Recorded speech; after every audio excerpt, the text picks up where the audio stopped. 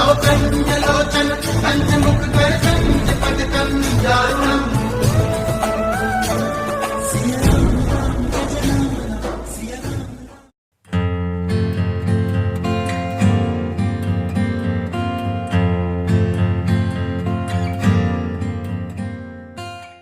महाराज जी के आज के विशेष अंक में रक्षा सूत्र परिवार के सभी सदस्यों का हार्दिक स्वागत है।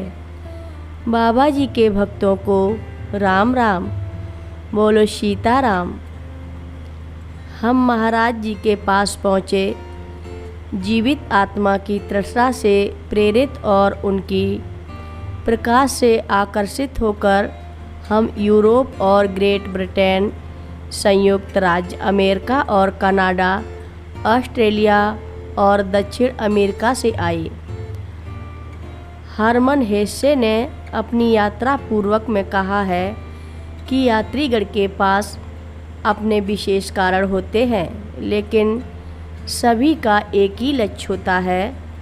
हम सभी अपनी भिन्न भिन्न दृष्टाओं, विश्वासों, खुले या बंद हृदय, इंद्रिय लोलुपता या संयम, बौद्धिक अहंकार या नियम के साथ आए। प्रत्येक को महाराज जी अद्वितीय से प्रतिक्रिया दिए, कभी क्रूरतापूर्ण ढंग से, कभी कोमलतापूर्ण ढंग से, कभी हमें अनदेखा करके या हमें दूर भेजकर, कभी हमारे ऊपर ध्यान देकर, कभी मन और हृदय को पढ़कर, कभी मूर्ख बनाकर।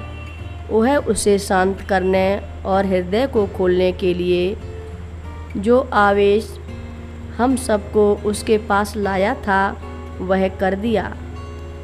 मैं एक युवा पश्चिमी साथी के साथ भारत में यात्रा कर रहा था। मैंने एक दोस्त से एक गाड़ी उधार ली।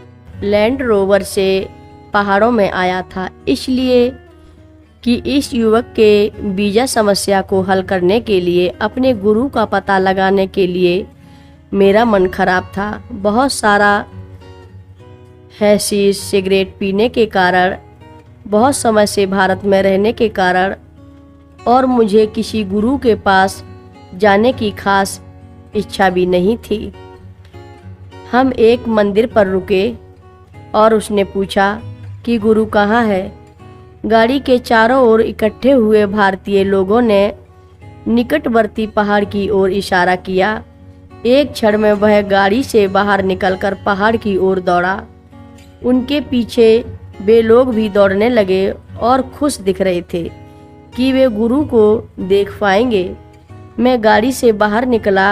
अब मैं और भी चिढ़ गया क्योंकि सभी मुझे अनदेखा कर रहे थे। मैं नन्हे पाँवों से उछलते हुए इस बर्दाश्त न कर पाने वाले पथ पर उछलते हुए उनके पीछे दौड़ा और दुर्गमता के कारण कई बार टकराते रहे।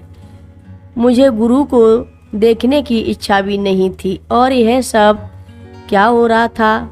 पथ के एक कोने पर मैं एक खेत के पास पहुंचा जो एक घाटी को देख रहा था और खेत में एक पेड़ के नीचे एक आदमी बैठा था जिसे उसके छठे या सातवें दशक में महसूस किया गया था। उसके चारों ओर 8 या 9 भारतीय लोग थे। मुझे इस सुंदर प्रस्तुतिका की जागरूकता थी। समूह बादल, हरी घाटी, हिमालय की पैरों की दृष्टिकोणीय शुद्धता। मेरा यात्रा साथी इस आदमी के पास दौड़ा और धारण कर गिर गया।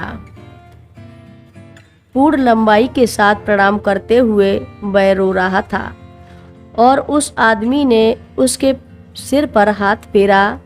मैं और अधिक उलझन में था। मैं एक तरफ खड़ा था, सोचता मुझे उसके पैर छूने की ज़रूरत नहीं है, मुझे ऐसा करने की आवश्यकता नहीं है। समय समय पर यह आदमी मेरी तरफ देखता था और थोड़ा सा मुस्कान छिड़काने लगता था। उसकी नज़रें मुझे और असहज बना देती थी। फिर उसने मुझसे हिंदी में बात करना शुरू की, जिसमें मैं काफ़ी कम समझता था। हालांकि दूसरा आदमी अनुवाद कर रहा था। मैंने सुना कि उसने मेरे दोस्त से पूछा, तुम्हारे पास महाराज जी की एक तस्वीर है? मेरा दोस्त सिर हिलाया और बोला, हाँ, उसे मुझे दे दो। आदमी ने बताते हुए कहा, मुझ पर इशारा करते हुए। मैंने सोचा, बहुत अच्छा है, खुद की एक तस्वीर देना। और मैं मुस्कान करते हुए सिर हिलाया, लेकिन मैं अभी भी उसके पैर छूने को तैयार नहीं था। तभी उसने कहा, तुम एक बड़ी गाड़ी में आए हो? हाँ, मुझे पहले से ही गाड़ी उधार लेनी चाहिए थी। जिम्मेदारी का भार नहीं चाहिए था, इसलिए गाड़ी मेरे लिए चिढ़ रही थी। कथा लंबी है, आगे की कथा सभी भक्तों को अगले भाग में सुनाएंगे। हर रोज महाराज जी की कथाएं सुनने के लिए रक्षा सूत्र चैनल को सब्सक्राइब करें, शेयर करें और लाइक करें। घंटी बजाना ना भूलें। कमेंट बॉक्स में लिख भेजें, जय नीव करोरी बाबा जी महाराज। सभी भक्त मिलकर बोलो, बाबा जी महाराज की जय जय बोलो।